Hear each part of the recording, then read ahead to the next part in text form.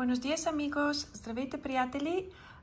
Днес съм ви приготвила едно видео, което мисля, че ще ви е много полезно. Психолозите съветват, че е много важно да може да се казва не.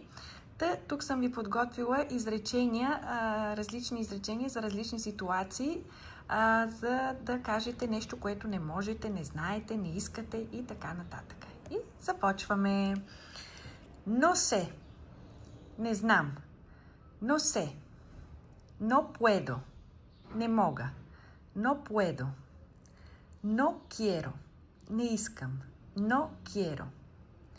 No me importa. Не ме интересува. No me importa. Не ме интересува или също може да означава няма значение за мен. No entiendo. Не разбирам. No entiendo. Не разбирам. No me gusta. Не ми харесва. No tengo. Нямам. No tengo. Нямам. No tengo ни идея. Нямам никаква представа, нямам никаква идея. Така, още веднъж ще повторим тези полезни изречения. No sé. No puedo. No quiero. No me importa. No entiendo. No me gusta. No tengo ни идея.